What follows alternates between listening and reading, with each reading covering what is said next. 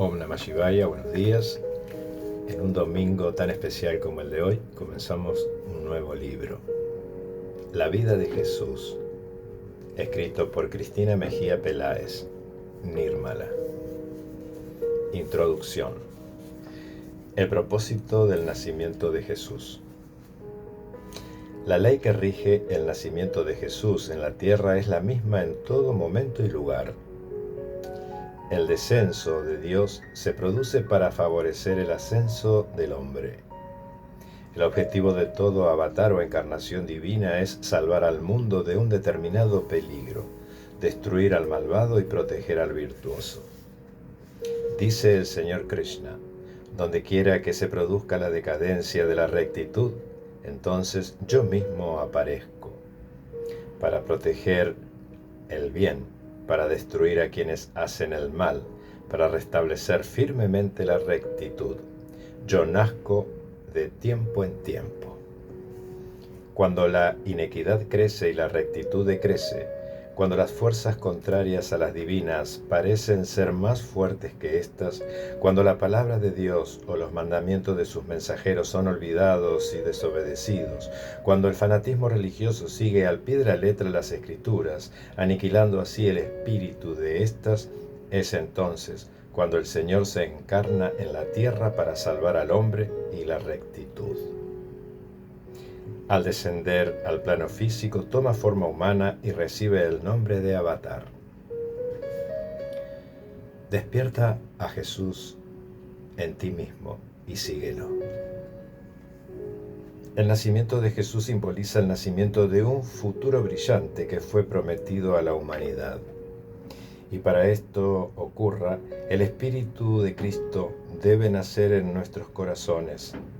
Jesús lo dijo muy claro: a menos que nazcan otra vez, no pueden entrar al reino de los cielos, porque así como sucede con el individuo, sucede también con las comunidades y las naciones del mundo.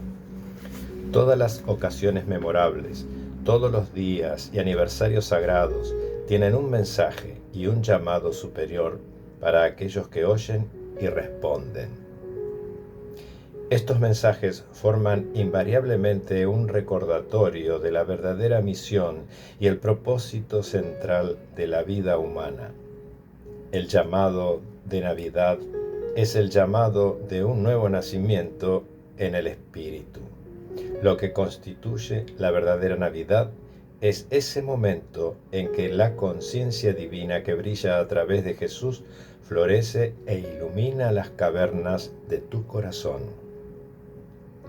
Cuando el elemento divino que está dormido dentro de nosotros comienza a expresarse, entonces en verdad nos abrimos a la gracia del Cristo. De allí en más la luz comienza a brillar donde había antes oscuridad. El odio cesa y el amor comienza a florecer. Ese es el nacimiento a la vida divina. Fue el secreto de ese nacimiento lo que hace tantos siglos Jesús explicó dulcemente al buen Nicodemo. El buen hombre no entendía lo que quería decir Cristo precisamente cuando enseñaba que un hombre debía nacer de nuevo para alcanzar el reino de Dios. ¿Cómo puede ser eso?, preguntaba Nicodemo. Y fue entonces cuando Cristo explicó que ese nacimiento había de ser interno, no del cuerpo, sino del espíritu. Un nacimiento espiritual interno es esencial para alcanzar lo supremo y experimentar la verdadera dicha. Los pescadores simples de Galilea nos han dado un ejemplo notable. ¿Qué hicieron cuando su fe tambaleaba y el barco se sacudía por la tormenta? Despertaron a Jesús y le pidieron ayuda al Señor. Seguramente eso es lo que debemos hacer en este día de Navidad. Cuando el barco de la humanidad se sacude por la tormenta del mal, refúgiate en el Señor Jesús. Despiértalo dentro de ti. Despierta la conciencia de Cristo en tu interior. Sí, Él dirá: Oh hombres de poca fe, ¿tenían miedo? ¿Cómo creen que se puede hundir el barco si yo estoy adentro? Él detendrá las impetuosas olas de la destrucción y le ordenará cesar a la tormenta del mal. Entonces recuperarás tu fe en Él. ¿Cómo seguir a Jesús? El otro llamado que es muy importante en Navidad es el de seguirlo. Despierta a Jesús en ti y síguelo. En la antigüedad era costumbre que el aspirante a discípulo se aproximara a su maestro con la esperanza de ser aceptado en su grupo de estudiantes. Pero Jesús era proactivo y salió él mismo a acoger a sus discípulos. A sus elegidos les demandaba total compromiso y entrega. Total entrega y fe incondicional fueron requisitos indispensables para poder seguir a Jesús. A Simón, llamado Pedro, y a Andrés, su hermano, les dijo que echaran la red para pescar después de no haber podido pescar en todo el día. Cuando ellos lo hicieron, pescaron tantos pescados que casi se les hunde la barca. Pero Jesús les dijo: suelten todo, y desde hoy los haré pescadores de hombres. Esto equivaldría en este momento como a ganarse la lotería y dejarla tirada para seguir a Jesús. Luego llamó a otros 2 hermanos, Juan y Jacobo, y estos dejaron su barca y a su padre. Después vio a Levi, llamado Mateo, que era el recaudador de impuestos. Este estaba haciendo cuentas y contando dinero. Entonces le dijo: sígueme. Mateo se levantó inmediatamente, dejó el dinero y sus cuentas y lo siguió. Luego le dijo al joven gobernante rico que le preguntó: ¿qué más puedo hacer para seguirte? Hay algo más: vende todo lo que tienes, dáselo al pobre y sígueme. Esto fue mucho para él, y Jesús le dijo: es más fácil para un camello pasar por el ojo de una aguja que para un rico entrar al reino de los cielos. También dijo: no puedes servir a Dios y a las riquezas. Su posición con respecto a la riqueza y el lujo era muy clara. Solo aquel que se desprende de los bienes terrenales tiene su alma preparada para recibir con pureza los dones de Dios. Dios no se revela al hombre hasta que éste no esté listo para sacrificar su vida por él. A sus discípulos les dio las siguientes instrucciones: dado que recibieron estos poderes de forma gratuita, no acepten ningún pago, no lleven dinero alguno, ni oro, ni plata, ni bronce.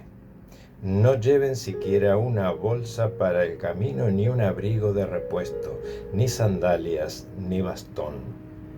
Al igual que los trabajadores que llegan a su puesto de trabajo, se les dará todo lo que necesiten.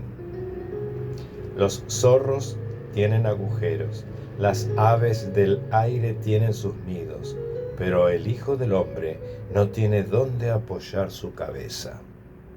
Si uno quería ser discípulo de Jesús, tenía que renunciar a todo, literalmente a todo. Uno renunciaba a todo y obtenía todo. La importancia de la fe. Luego empezó a hacer milagros, multiplicar los peces y el vino, sanar enfermos, parar paralíticos, dar vista a los ciegos, sacar demonios, resucitar muertos, etc. Y a demostrar de todas las maneras posibles su grandeza. Y le estresaba muchísimo la falta de fe de alguno de sus discípulos. Cuando esto pasaba, les decía: hombres de poca fe, ¿por qué dudan? A Tomás, el que dijo que no creería hasta meter sus dedos en las llagas, le dijo: deja de dudar y cree. Y le encantaba cuando la gente tenía fe, como el centurión que le dijo: no soy digno de que entres en mi casa, pero una palabra tuya bastará para sanarme. O como la mujer que se curó solamente con tocarle la túnica. Los que persisten se salvarán. A los que lo siguen les da la siguiente promesa: se alzará pueblo contra pueblo, reino contra reino, habrá grandes terremotos en diversas regiones, habrá hambres y pestes, y en el cielo señales grandes y terribles. Pero antes de todo eso, los detendrán, los perseguirán, los llevarán a las sinagogas y las cárceles, los conducirán ante reyes y magistrados a causa de mi nombre, y así tendrán la oportunidad de dar testimonios de mí. Háganse el propósito de no preparar su defensa. Yo les daré una elocuencia y una prudencia que ningún adversario podrá resistir ni refutar. Hasta sus padres y hermanos, parientes y amigos los entregarán, y algunos de ustedes serán ajusticiados, y todos los odiarán a causa de mi nombre. Sin embargo, no se perderá ni un pelo de su cabeza. Los que persistan se salvarán. La promesa de la entrega. Jesús nos promete que si nos entregamos completamente a Él, podemos relajarnos. Vengan a mí todos los que estén cansados y que tengan una carga pesada, y yo los haré descansar. También nos dice: busca el reino de los cielos, y los demás se te dará por añadidura.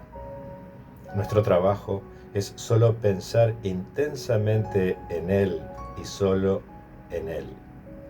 Nos dice que no nos preocupemos por nada, que miremos los lirios en el campo y los pájaros en el aire, que nos entregamos completamente a Él y que Él nos cuidará. Y nos dice que entregarnos a Él significa hacer la voluntad del Padre. No todo el que diga Señor, Señor, entrará en el reino de los cielos, sino aquel que haga la voluntad de mi Padre que está en el cielo. Y aquel que hace la voluntad de Dios es mi hermano, mi hermana, mi madre.